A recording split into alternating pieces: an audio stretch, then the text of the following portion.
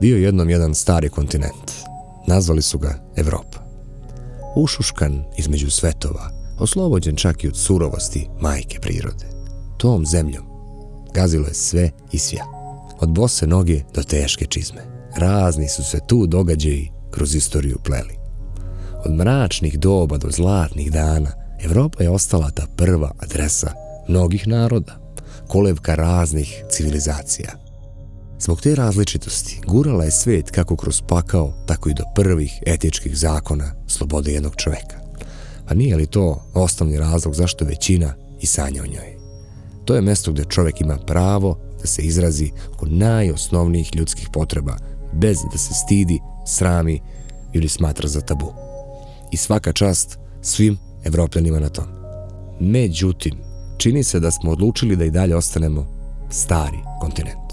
Kada kažem stari, mislim na to da se suštinski nismo promenili. Ovdje se i dalje zna ko je Nemac, a ko Rumun. Ko ima 20% kamate na kredit, a ko 5. Ko sme da traži nezavisnost, a ko ne sme. Ko može ovo, ko može ono. Ko se pita i ko se ne pita. Između ostalog, mnogi ljudi sa kojima sam u životu pričao uglavnom duboko veruju da uspešnost neke zemlje zavisi od mentaliteta ljudi koji žive u njoj, što je porazno i potpuno pogrešno razmišljanje. Jer upućuje na to da vi počinjete da verujete da vaša genetika više nije tog kvaliteta i da je ona tamo kvalitetnija od vaše. Pa valjda 2018. godine ne postoje oni ljudi koji iskreno veruju da je arijevska rasa vanzemaljska nešto posebnije. Ili ima?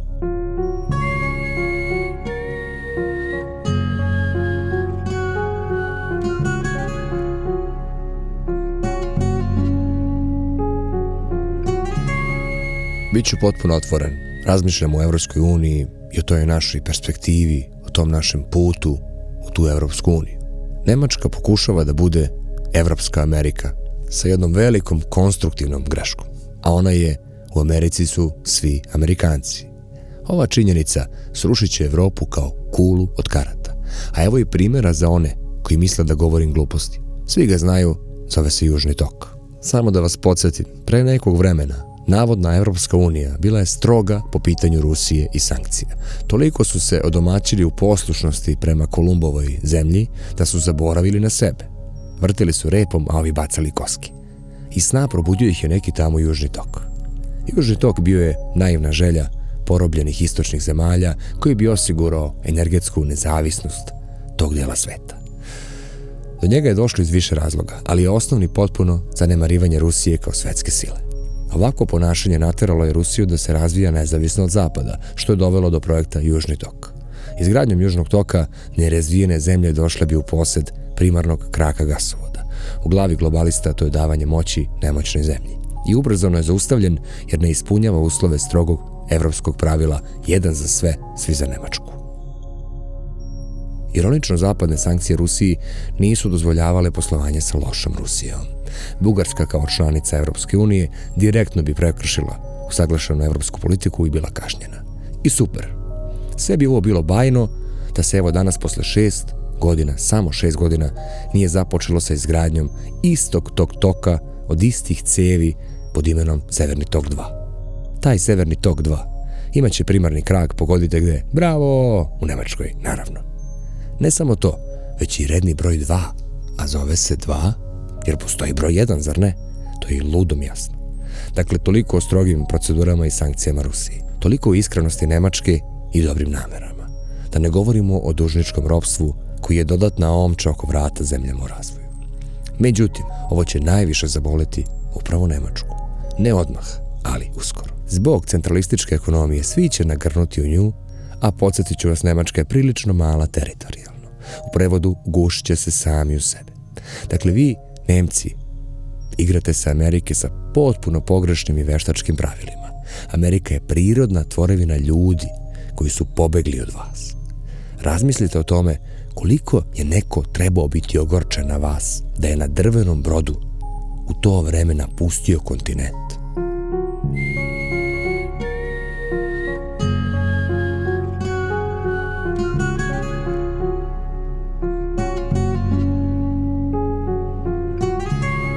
Bio bih jako neozbiljan kada bi bilo kome posavetovo da glasa protiv ovog očiglednog zatvora zvanog Evropska unija, jer je to suludo i destruktivno.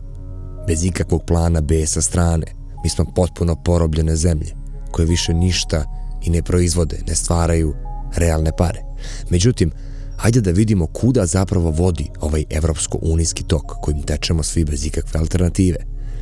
Da bi shvatili koliko je primitivan i pogrešan za sve, pa i za Nemačku pogotovo, koja će na kraju postati bučna poslovna zgrada bez mira, gde su svi iz moranja i niko iz ljubavi. Pre samo mesec dana bio sam u Minhenu i nisam mogao da verujem kakve sam scene viđao na ulici. Džungla je blaga reč, verujte mi. Na stanici usred bela dana sede mrtvi, pijani ljudi. Zamislite da u 1 sat počinje tuča nasred ulice između nekih NN likova. Da stvar bude još bolnija, u istom Minhenu bio sam i pre 10 godina, kada je Minhen bio potpuno drugačiji grad. Grad za primer, grad koji sam prepričavao.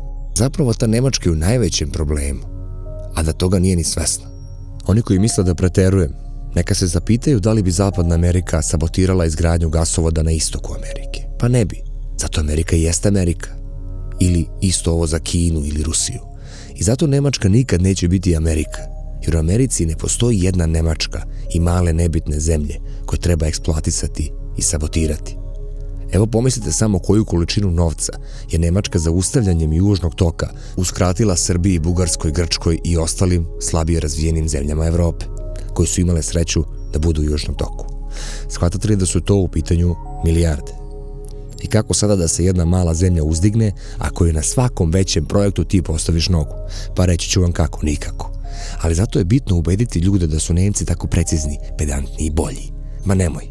Hajde da nas ostavite na miru malo pa da vidimo koliko smo mi to lenji i glupi. Nemačka se čini kao neki zastareli roditelj koji živi u nekom prošlom vremenu i koji nikako da pusti decu da se osamostale. Ne možeš očekivati od mene da se razvijem na proizvodnji žvaka. Moraš mi dozvoliti da se bavim i ozbiljnim stvarima koji donose ozbiljan novac. Ako nam je iskustvo pokazalo da smo zbog jednog južnog toka dobili već nogu, šta bi nam se desilo da smo smislili možda neki bolji motor od njih? Da bi smeli to da proizvedemo? Da li me razumete?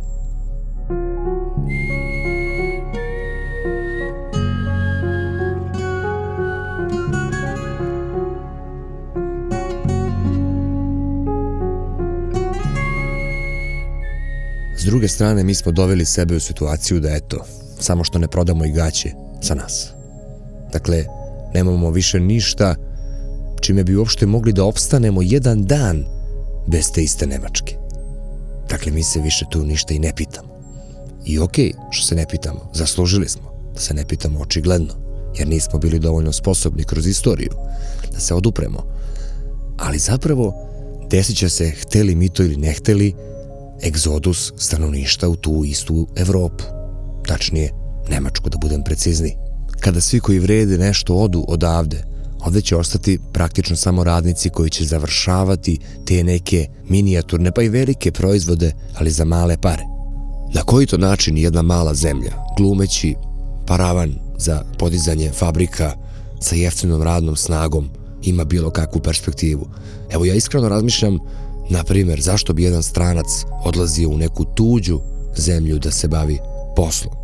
Verovatno iz nekog finansijskog razloga, jer više zarađuje. Dakle, više zarađuje, ne manje.